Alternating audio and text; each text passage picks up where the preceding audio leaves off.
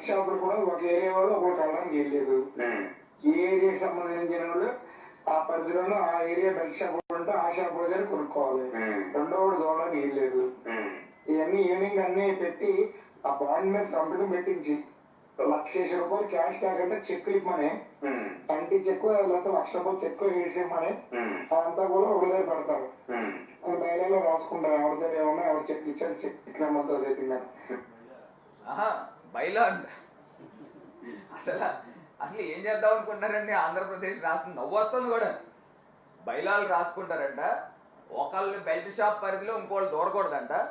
దానికేమో ₹100 stamp paper మీద పూచీకత్తి కింద ₹1,00,000 క్యాష్ కాదు ₹1,00,000 చెక్లు ఇచ్చుకుందాం, అవసరమైతే బ్లాంక్ చెక్లు ఇప్పిద్దాం. ఈయన మాట్లాడుతున్నాడు. అంటే ఎంత దారుణంగా వీళ్ళు మద్యం వ్యాపారం చేస్తూ ఓ పక్కనేమో కల్తీ మద్యం, ఇంకో పక్కనేమో నకిలీ మద్యం, ఇంకో పక్కనేమో బెల్ట్ షాపులు, ఇంకో పక్కనేమో రేటు పెంచేసుకుని అమ్ముకుందాం, ఇంకో పక్కనేమో సిఏలకు లంచాలు ఇద్దాం. దీంట్లో ఈ లంచాలు ఇచ్చే బాపతిలో ఏపీ ఎక్సైజ్ యాక్ట్ ప్రకారంగా 37A 39/1-2 సెక్షన్స్ కిందన నాన్ బెయిలబుల్ అరెస్ట్ చేయాలి. నాన్ బెయిలబుల్ అరెస్ట్ వారెంట్ తీసుకుని వెళ్ళి ఇమ్మీడియట్ గా, చిత్తశుద్ధి కనుక ఈ ప్రభుత్వానికి ఉంటే, ఈ కూటమి ప్రభుత్వానికి ఇమ్మీడియట్ గా పోలీసులు ఇంటికి వెళ్ళి అరెస్ట్ చేయాలి.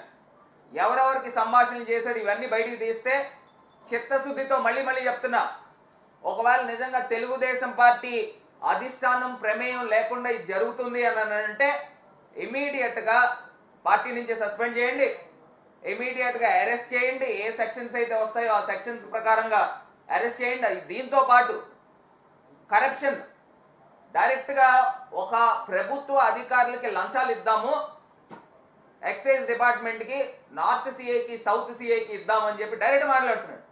దీనికి బిఎన్ఎస్ సెక్షన్స్ కిందన 274, 276 సెక్షన్స్ కూడా దీనికి అప్లికబుల్ అవుతాయి. దీని వెనకాతలు ఎవడున్నాడు అనే దాన్ని కూడా ఖచ్చితంగా బయటికి తీసుకురావాల్సిన అవసరం ఉంది అని కూడా ఈ సందర్భంగా తెలియపరుస్తూ